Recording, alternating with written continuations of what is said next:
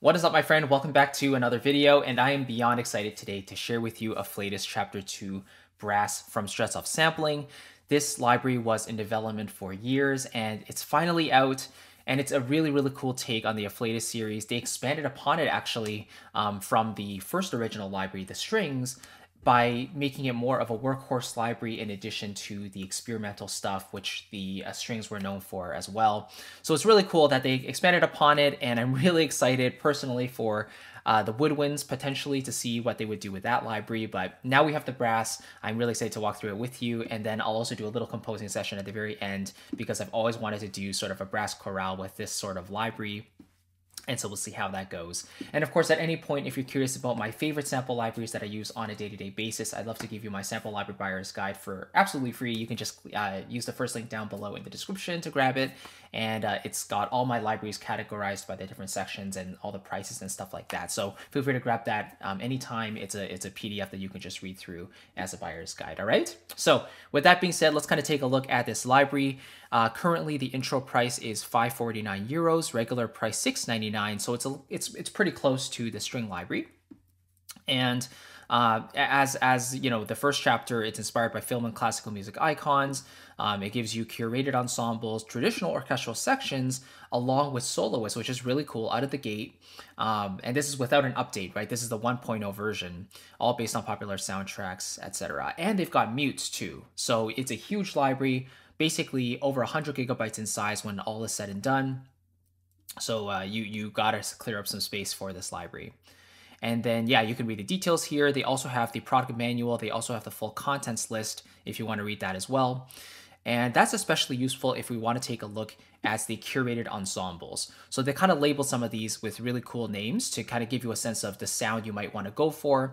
And they tell you what articulations are included within that patch, as well as the instruments themselves and what sort of articulations you can expect. And of course, the ranges, dynamic layers, and round robins. So we're going to hear some of these as well. So it would be pretty much impossible to cover every single patch in one video. It would take hours. So I pulled in a few of the ones that I really wanted to hear with you. This will be more of a first look. And so, yeah, let's take a look here at the folder structure. So we have 5 folders: ensembles, solos, curated ensembles, experimental, and performance instruments.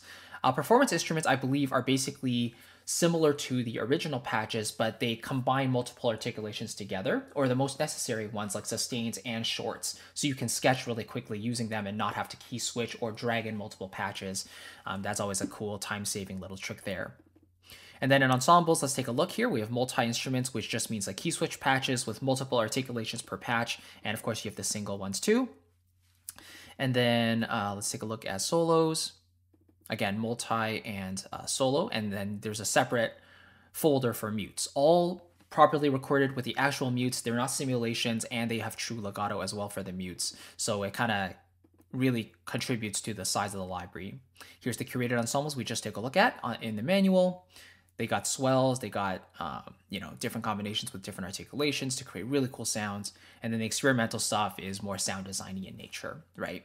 But the bulk of the library really does stress the actual source material itself and the acoustic nature. So with that being said, let's kind of play through a little bit.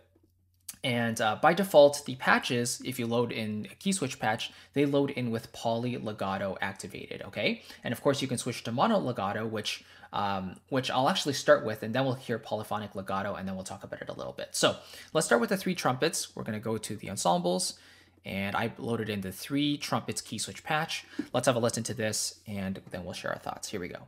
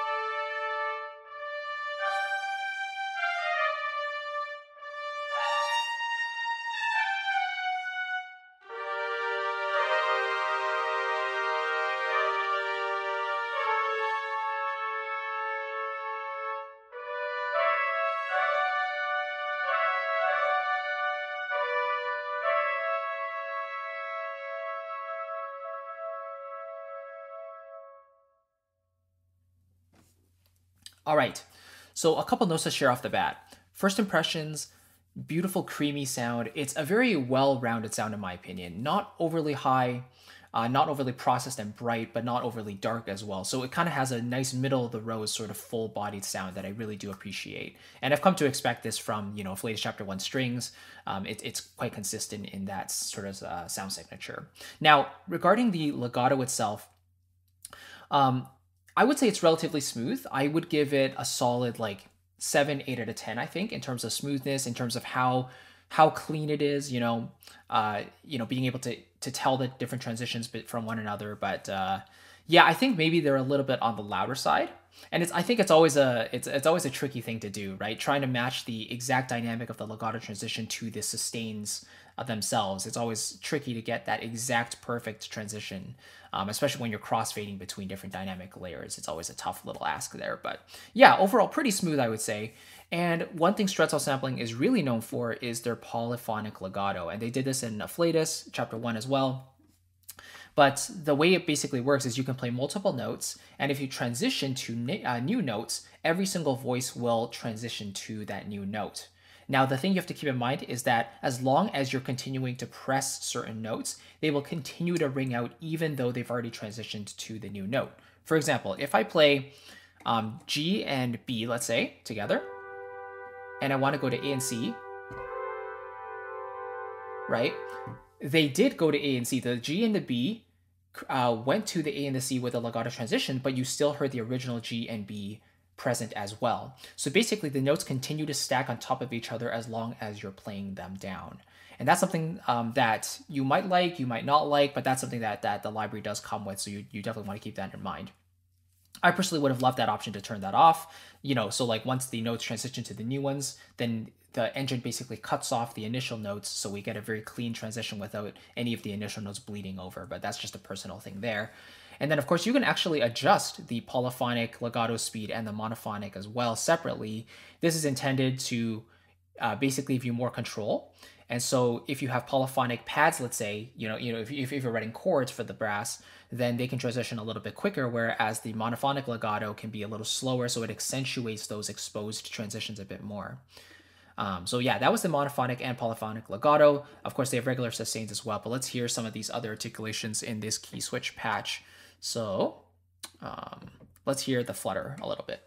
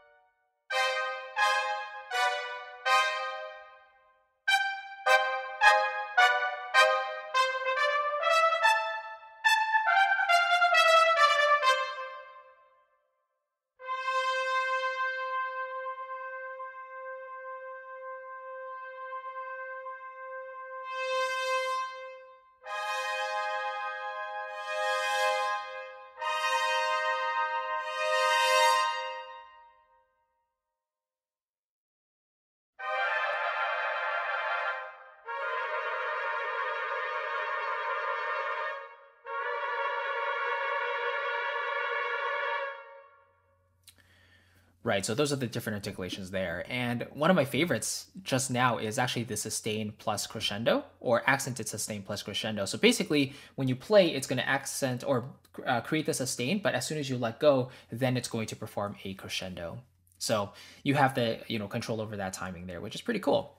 And then of course you have regular things like marcato, tenuto, staccato, staccatissimo, repetitions, shorts, which is really cool. Reminds me of CSB. And then you have whole tone and half step trills. All right, so let's move on to the two horns. Oh, and by the way, people were asking about the highest dynamic layers on the trumpets. As you can hear, I was at the top of the module for quite a bit. And to me, it kind of reaches maybe a forte, fortissimo max dynamic. I would say more forte though. And there's a little bit of vibrato at the top there when you hold the sustain a little bit longer, which is really pretty. So it sounds like a more lyrical high dynamic instead of a searing high dynamic, okay? For the horns and the trombones, I believe they're a little bit more searing in the high dynamics. So anyway, let's hear the two horns. We'll start with the polyphonic legato and then go to the monophonic.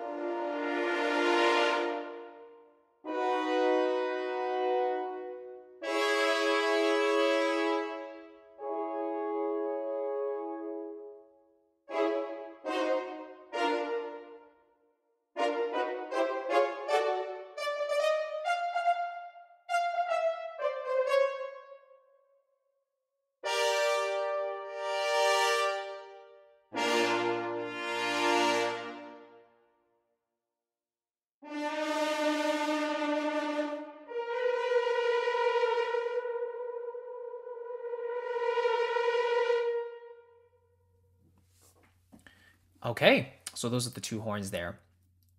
Yeah, so the higher dynamics actually feel like they're at a double forte, right? Fortissimo at least, I think. And the transitions feel very smooth to me. Forgive me if there's any like little bumps or stuff as I'm crossfading. My mod wheel isn't quite as smooth as it used to be, and so sometimes it kind of inputs these little jagged modulation lines, and it's not very smooth all the time. So usually I have to go into my DAW and kind of draw it and like fix it a little bit. Okay, let's move on to the four horns. Surprisingly, I mean, the two horns kind of sounded like a single horn. To me, they could pass as a single horn, especially like in the monophonic legato. It was that smooth and that together that it felt like just a really fat horn, you know? But the four horns I'm expecting to sound more like a full ensemble. So let's try this out. Let's go with the monophonic legato this time.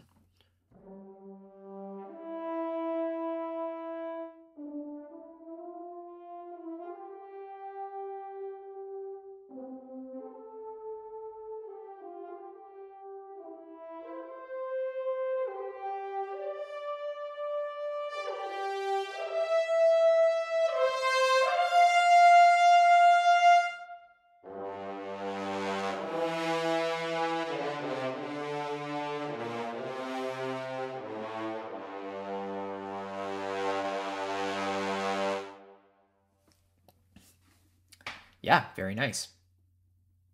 Definitely a larger size and larger sound, fuller sound, thicker texture than the two horns. Two horns feels a little more flexible, a little lighter. Four horns definitely has that ensemble feel. And of course, if you want to make it bigger, you can combine two horns and the four horns together to create a 6-horn patch and make it even fuller that way. Okay, let's go into trombones. Trombones are sort of a tricky one. A lot of developers sample trombones in sort of an awkward way, I would say. Not necessarily their fault, but it just feels like the trombones are either too quiet, too raspy, or the legato is just kind of choppy in some way. But from what I've experienced from this library so far, it does feel relatively smooth. So let's hear the poly legato for these trombones here.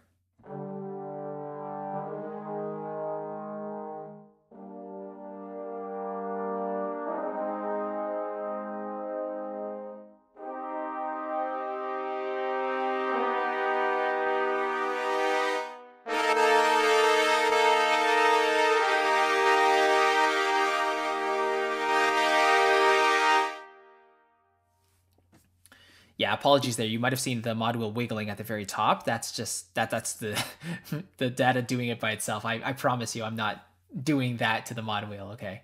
But yeah, you can actually hear the dynamics that are quite high, like at least a fortissimo for the higher dynamics, and to me the crossfading is very smooth as well. I always cringe a little bit if you can really tell the crossfade is happening, but in this library so far, it feels like it's very smooth and they really paid special attention to those fades to make them as smooth as possible. Here is the mono legato.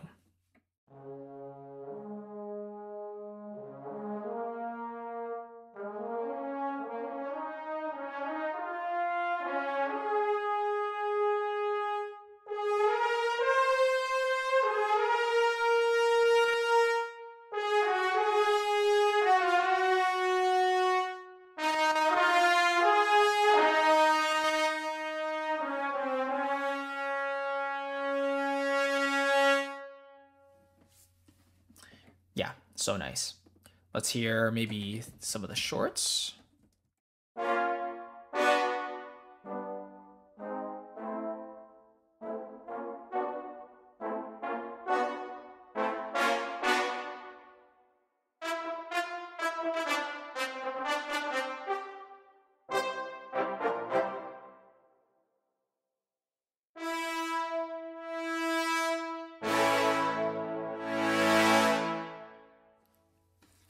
Yeah, that like sustain plus crescendo articulation, as far as I know, I think is unique to Strezov. If not, please let me know. But I definitely have only encountered this in Afflatus.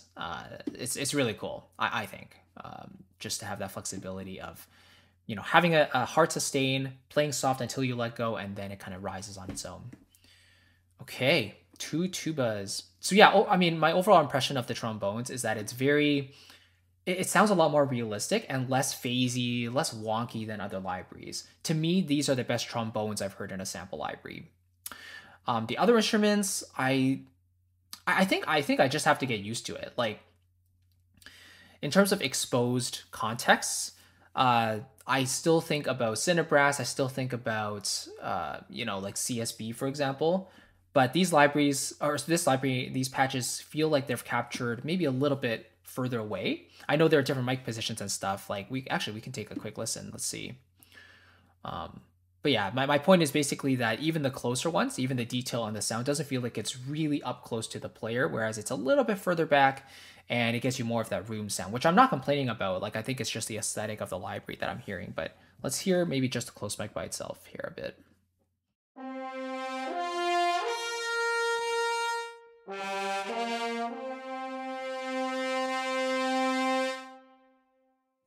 Yeah, so that close mic sounds decently close, but it doesn't feel like it's like the mics are right up close to the horn, right? It feels like it's maybe a few feet back, because I still hear some of the room sound in there, which is really pretty.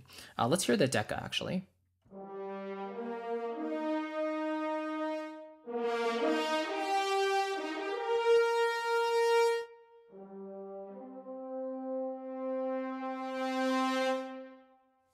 Yeah, so the Decca is traditionally, I think, known as providing more of the detail and with the room as well. So it's a nice combo of both. Let's hear the section.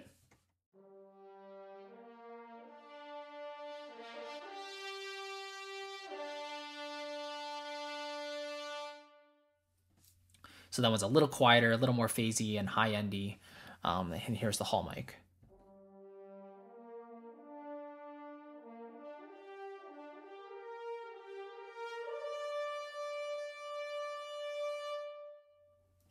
Yeah, so even though those are situated further back, they still don't sound overly roomy, actually. If anything, it provides slightly more depth to the hall, to the sound, but it doesn't really feel like it's so super far away. So I think a nice combo of all of these four create that beautiful sound. And I like that they also come pre-panned a little bit, so you don't have to do much panning of your own unless you want to. Okay, let's hear the tubas here. So let's have a quick listen to legato.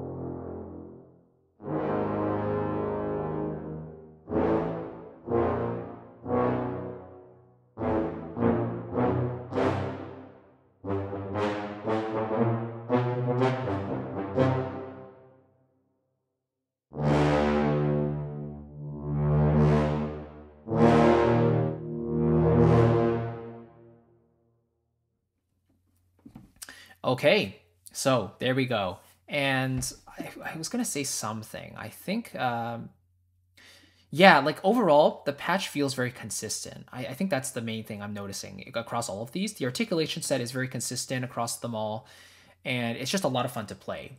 Like nothing really pokes out as being out of place or feeling wonky or anything. It feels relatively playable under the fingers. And even though there's a little bit of delay when it comes to the legato transitions and stuff, it's not to the point where it's unplayable and you wouldn't be able to follow a click, in my opinion. So that's just my first impressions there. Okay, we've got a few more to go here. Bass trombone, cimbasso, tuba, legato. So let's have a quick listen to this.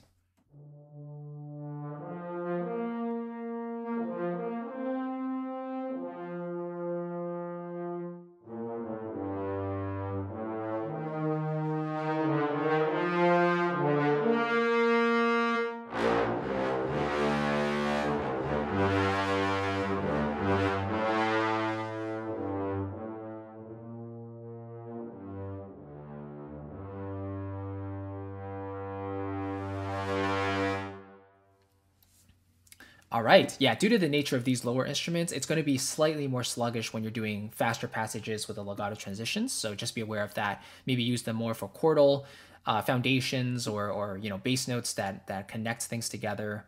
That could be really useful. Okay, let's move on to the mutes really quickly here. So one example are the four horns, mutes, legato, but let's take a look here. So you can see here they have mutes basically sampled for all these different ensembles and the solos as well, but we're going to take a listen to the four horns, muted, legato here.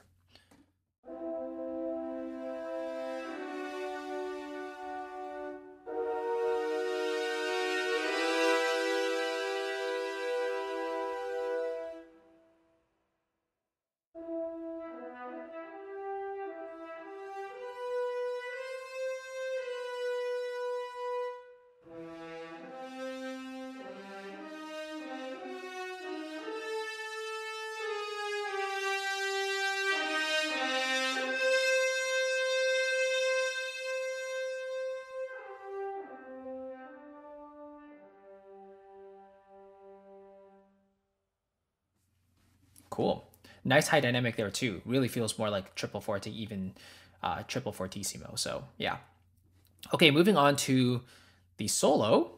Let's have a listen to the solo trumpet. And here I've just pulled in the solo trumpet legato patch. But again, you can see the articulations are pretty consistent across ensembles, solos, whatever it may be. So here's the trumpet itself.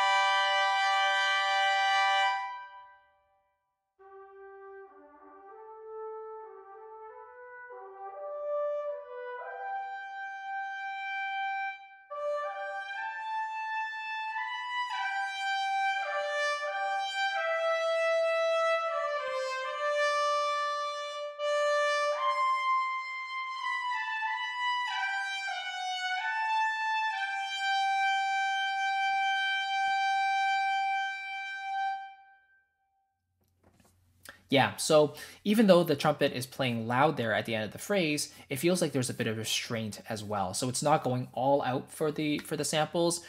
It wouldn't be entirely realistic for them to do that in over an extended period of time. They would get tired really easily. So I like that there's a little bit of dynamic maybe held back here. Maybe if there were like dedicated triple fortissimo patches for the trumpets, that could be really cool too. Or if they address this in an update with an additional dynamic layer. But it does restrict us from being overly careless with the uppermost dynamic layers, if you know what I mean, right? Like the triple fortes, stuff like that. You don't want to use them all the time. And I like that there's a little bit of a brick wall there holding us back. Let's hear one more here. We're going to go with the French horn legato.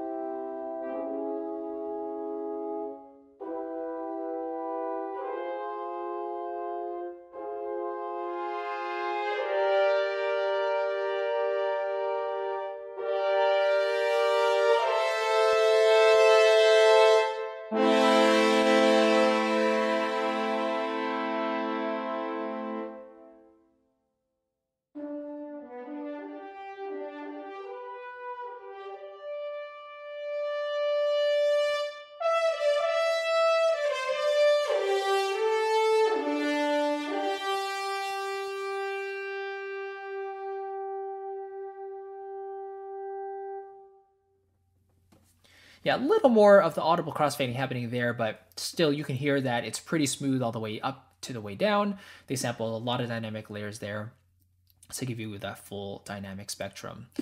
All right, here's another articulation, the sustain to flutter. So basically the bottom, I believe, is entirely sustained, and then as you ride at the mod wheel, it transitions to flutter tongue. So.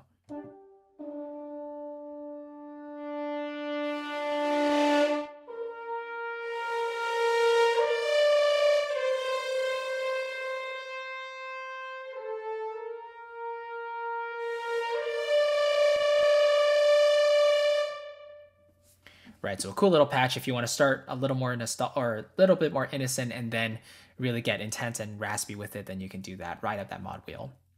Okay, let's hear some of these curated ensembles. So let's start with Barbarian Brass, which sounds like this.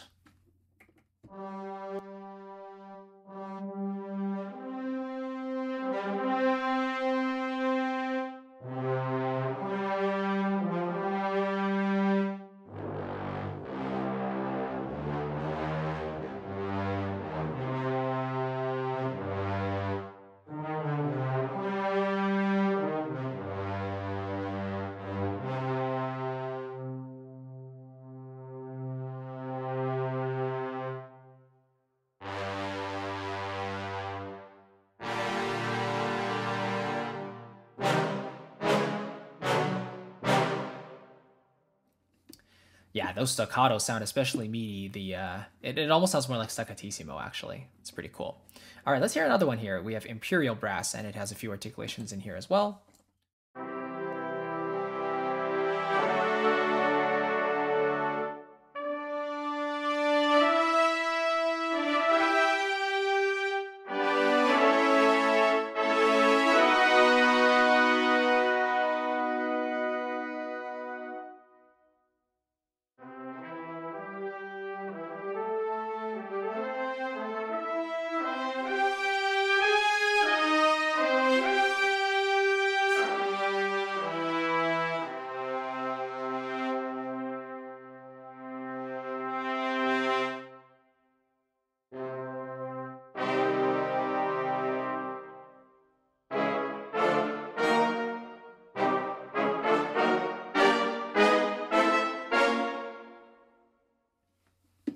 I think in terms of pure enjoyment, I really like this patch actually. The legato feels super smooth, really, really buttery in this one particularly, and the shorts just ring out so beautifully in the hall there. So, I mean, the tone overall is really rich as well. You can tell it's a combination of quite a few instruments, so it's really, really nice.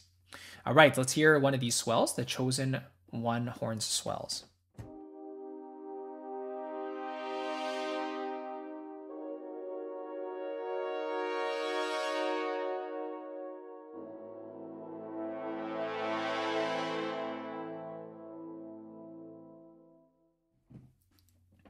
Yeah, I like how they draw out that last note a little bit more. Makes it feel like it's appreciating that moment just that tad more. Okay, military brass. Let's see. I believe that's part of the experimental. Yes. So yes, this has a little bit of sound design in it, I believe. Let's have a listen.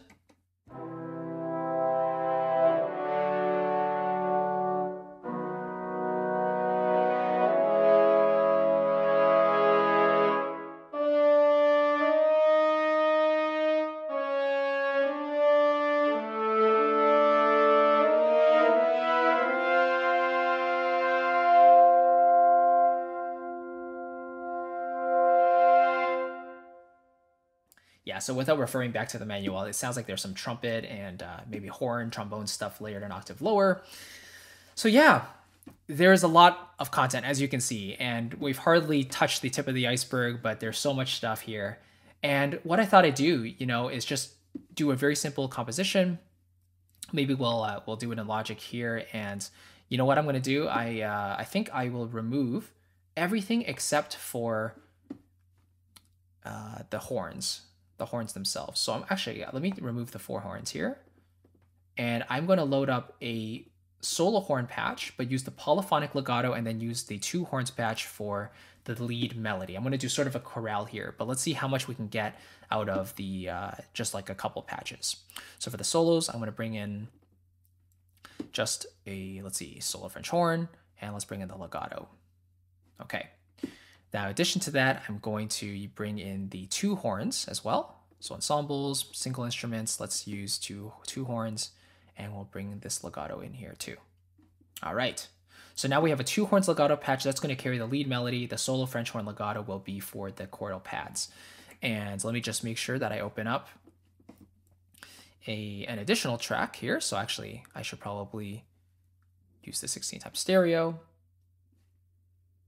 And so basically this will give me an option to add an auxiliary track with which I can make it show up in Logic and then assign the solo horn legato to that track, as you can see.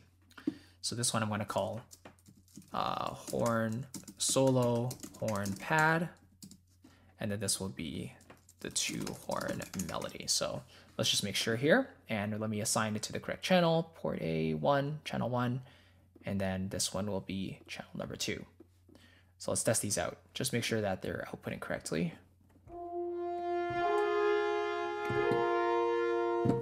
Good, and this will be monophonic legato, then our solo horn legato patch will be polyphonic. Beautiful. Okay, I'm going to turn up my output volume a tad because I'm only going to be using the lower dynamic layers there. One more thing I'm going to add actually is a piano. Okay, so that would be my sketch. Oh no, I shouldn't have double clicked because that replaces the patch, I just wanted to add in an addition. So let me load it back in here. 2 horns. Yeah, 2 horns. 2 horns legato. Beautiful. And then let's go back to our piano patch and load that in. Actually, you know what? Let's use the cinematic patch. Put us in a slightly more introspective mood, if you will. And then with that, I'm going to open up one more auxiliary track. That should be aux number 2, create a track. There we go. And this will be called piano. Okay, here we go. So if I listen to this one, this piano track here. Right, I have to make it channel number 3. Okay. Number 2, number 3. And I should probably not record enable the first 2 so I can just hear the piano. All right, so I think I can do something in D flat major here. Let's have a quick listen.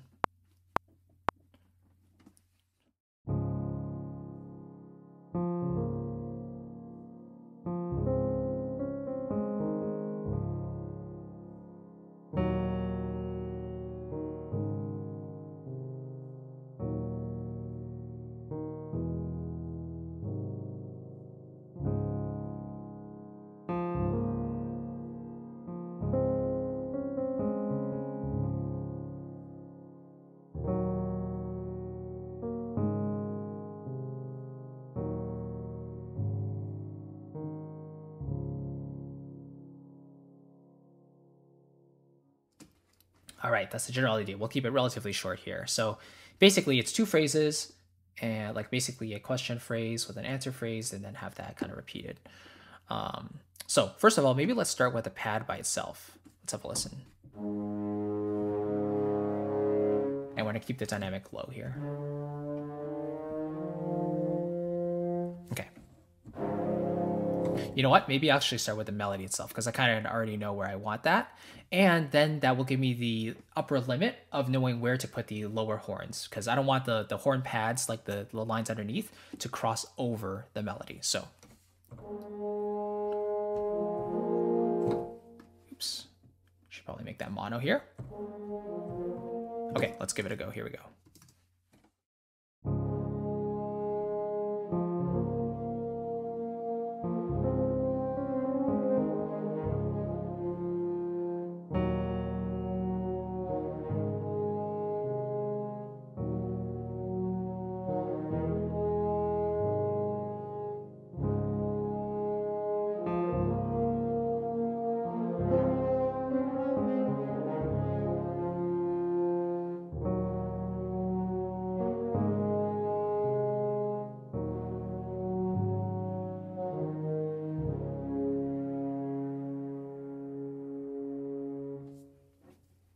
There we go. Okay, now I'm actually going to mute the piano because I already know the idea. I know the chords I want.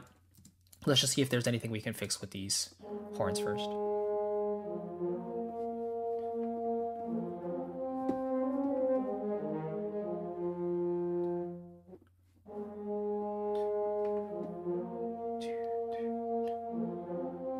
Okay, yeah, this F is coming in a little bit late, so I'm going to bring it a bit earlier there. 2, 3, 4, 10, D flat can come in a bit earlier as well. This first one, maybe I'll take out that A flat there, so there's a bit of variation the second time it comes around. Breath, and then start. This one I think I can start a little bit later because I want to give them enough room to breathe. 2, 3, 4. 4 and here maybe I can actually move these 2 notes a bit later. And let's see how that sounds.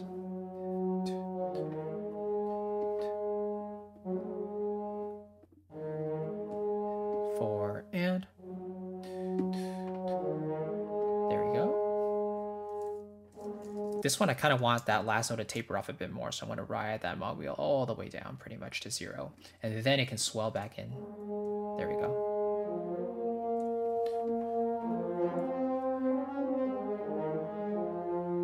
Taper off.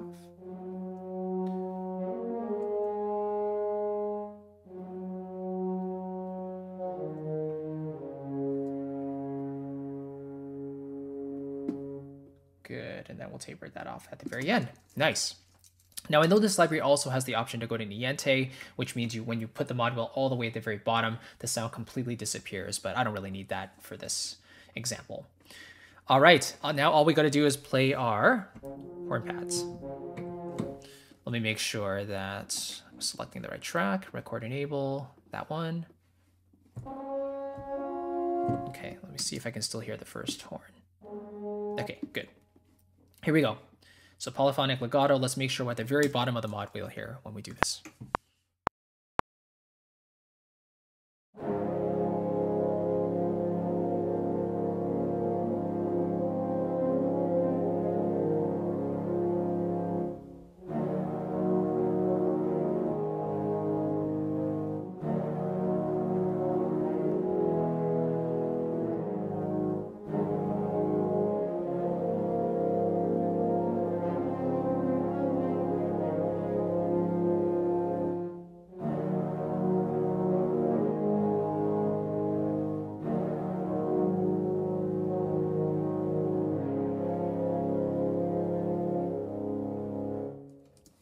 Okay, so first impressions, this solo French horn legato patch is way too loud, and the attack is a little harsh as well.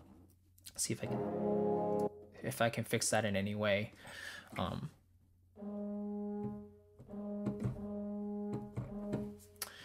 So let me double check here. Like I want to make sure that this modulation is as low as possible.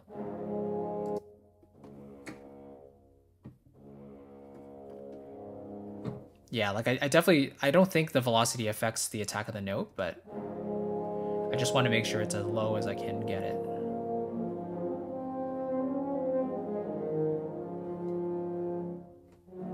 That's a little better. Okay, here, these notes are coming in a bit late.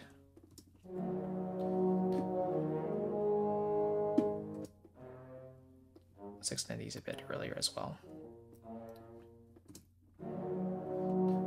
I can actually just compare like this as well. Look at the melody and the chords together. Then here, I got a little messed up with that chord, so let me just fix that. And then here, I'm gonna carry that over. I kind of like how this F sharp sounds held all the way, actually. It has a little crunch with that E natural.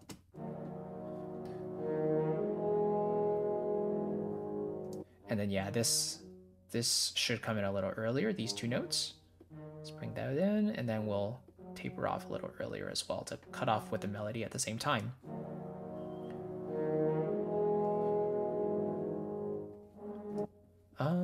Something sounds slightly weird there. Let's hear that one more time.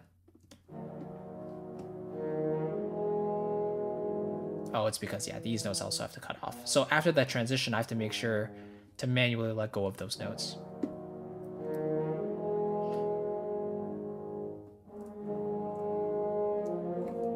Yep, and then here, these notes were pretty much incorrect. So let's back to the one chord. And then they're a bit late.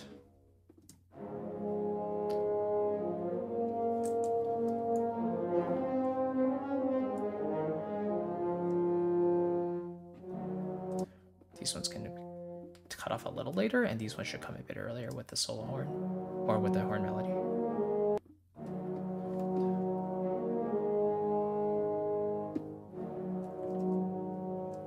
And then this cuts off late.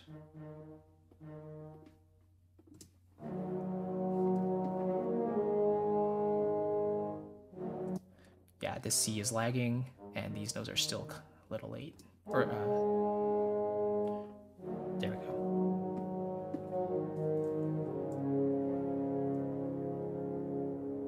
Yeah, and then I actually, so first of all, I let these notes go because they were overlapping with the melody, but now that the two horn melody is loud enough, these upper notes feel like they're more of a pad. They're supporting a bit better. So let's see, what note is that? So yeah, so this A flat can go there, and just like that.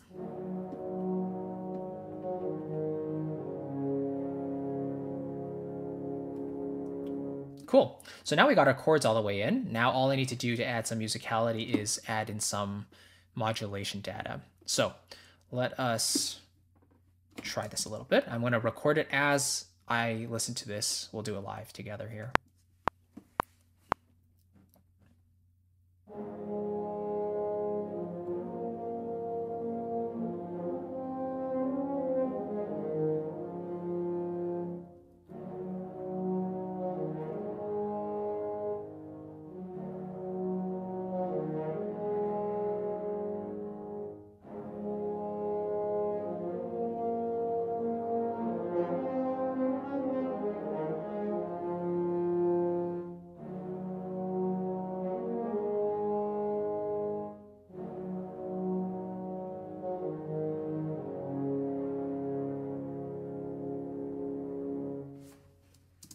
Cool. So the timing isn't absolutely perfect in regards to where the chords kind of come in, but in terms of the modulation, you can kind of see what I did here. So the first chord I kind of wanted to keep really mellow because it's the start of the piece. I want to establish a nice kind of calm foundation with those chords. Now, as the harmonic rhythm kind of picks up, so can the modulation to increase that passion a little bit. Oh, a little change in harmony, settle down and do the same thing. Now this time we go to an E chord before going to the 5, back to the 1. Now the second time, instead of holding the modulation all the way at 0, we can rise and fall a little bit with that melody as well. And then again, a little rise to the change of the chord. And then finally, one more little rise to the 1 chord before we taper down to the bottom. And there we go. And yeah, I chose D flat major because I just think it's a very rich and sonorous key, especially for brass. Brass tends to ring out really, really well, and it's a little easier to play, I think, when they're written in flat keys. So anyway, that's pretty much it. Hopefully you enjoyed this little overview of this library. I certainly know that I'm going to have fun playing with it, especially since I'm starting to use Afflatus Chapter 1 strings a little bit more now. It will be nice to have this brass complement to have everything kind of in the same room. And again, I'm looking forward to the winds, if that's a thing in the future. I'm really excited about that. It'll be cool to see what happens there. So again, thank you so much for watching. Again, if you want to see like my preferred sample library list, something that I'm going to be continuously updating, then I would love to give you my sample library buyer's guide. It's completely free, and it's a PDF where you can check out all my recommendations, and I've also put in the prices and the utilities. So basically you have everything you need to know in that guide regarding certain libraries. If you're curious about my thoughts on it, then you can check it out there. All right. Thank you again to Strezov for sending me a copy. Really, really appreciate it. Hopefully you enjoyed this little overview, and let me know if you have any questions about the library. I'd love to hear your thoughts about what you heard in this video. If there's specific patches you enjoyed, ones that you think could be improved, I'd love to hear. And I'm sure the Strezov guys would be super open to feedback as well. So don't be shy in sharing that with them too. All right, I'll see you in the next video. Thank you very much. I'll catch you in the next one. Take care.